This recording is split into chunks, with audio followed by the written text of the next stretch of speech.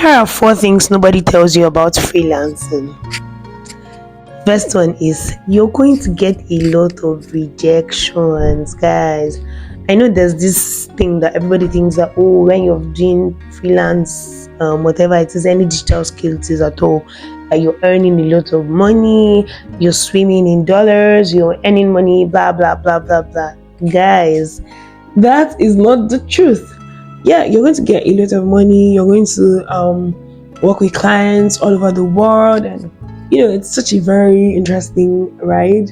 Freelancing, it's very interesting, but you're going to get a lot of rejections, right? More rejections than you've gotten in your entire life. Yes, because the truth is you're going to apply for a lot more jobs than you would have applied for if you were working 9 to 5, right?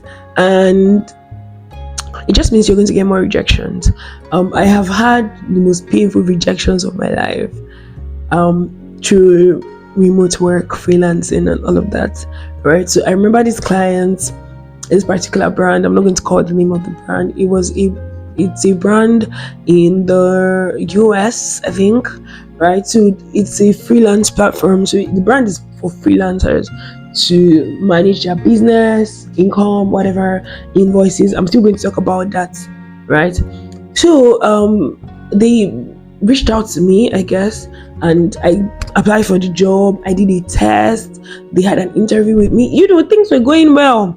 And guys, just at the nick of time, at the point where I felt like I was going to get this job, these people reached out to me and told me that unfortunately, blah blah blah blah. And oh my god, I think I did an Instagram post about it. I was so sad. I cried, and everything. I think the second most painful rejection I've had is SEMrush, because I kind of had like a referral. Someone referred me for the role, and the person is like a high up there person in SEMrush. So they reached out to me and they gave me a test. And if I passed that test, I was going to be just senior writer. Oh my god, it felt so good. And this thing where you start to think about the possibilities and you're excited and all of that. But I didn't get the role, so my work wasn't good enough, and I got rejected, and I was so sad. I didn't cry. I think when the more you advance in your freelance journey, you learn to stop crying, stop weeping, because you're going to get a new job later, right? So there's no need. But it was really painful, and I've had a ton of rejections, like more rejections, a lot of times. And this is not just rejections based on they've chose someone else. Rejections based on the fact that I submitted my work and they're like, oh, we don't like your work, it's not good enough, right? So in as much as you're freelancing, one thing you must remember is that you are not your job. Yes, you're not your job. And that means that you're supposed to separate yourself, your worth, your identity, your value from whether you get a rejection or whether you get an acceptance, right? Your worth, your value is already in Jesus Christ, in the value that you have as a person, as a believer, as a child of God, right? It's not in your job, it's not in the things that you do, right? You're not your job. So you can navigate that with that mindset, knowing that something better is always going to come, right? There's something going to come down the road. I know how people say you've not met all the people that are going to love you. That's very true.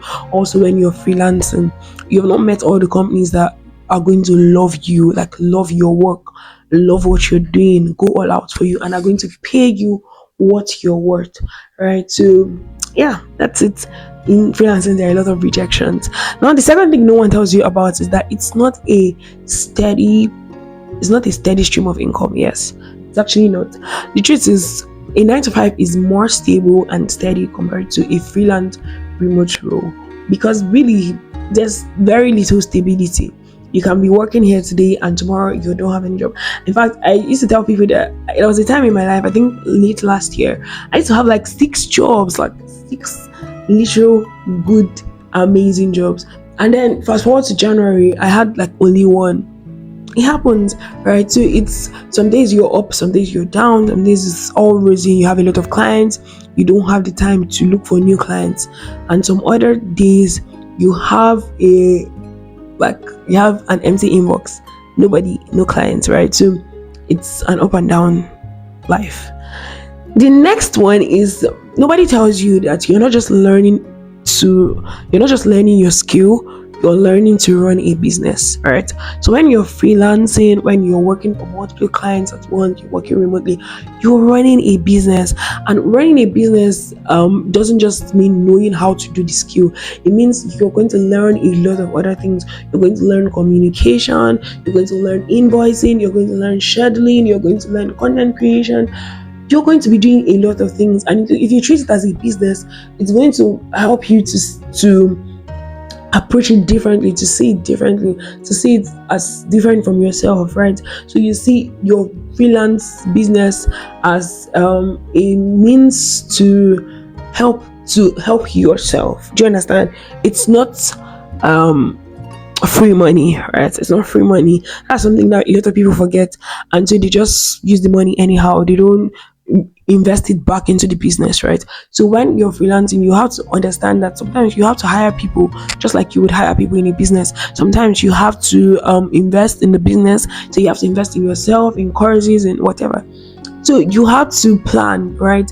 That's also another thing. Plan for the rainy days, plan for the days when you are not going to have a client. Markets consistently. As a business, you're going to be marketing, right? So in your freelance business, there's never a time when you stop marketing. Whether you have a lot of clients or you don't have any clients, you always have to market. Pitch yourself, send emails, send your resume, build yourself, revamp your portfolio. Just make sure you're doing everything you can to grow your freelance business, right? So the next point is, no one tells you that your colleagues are not your competition, right? So you know this mindset that we have that, oh, if I'm a data analyst and then I have other data analysts, they are my competition. I'm so sorry, my darling, but that is wrong. Because the truth is that a lot of times the jobs that you get, the inside referrals that you get, a lot of the things that you're going to get are going to come from your colleagues, right?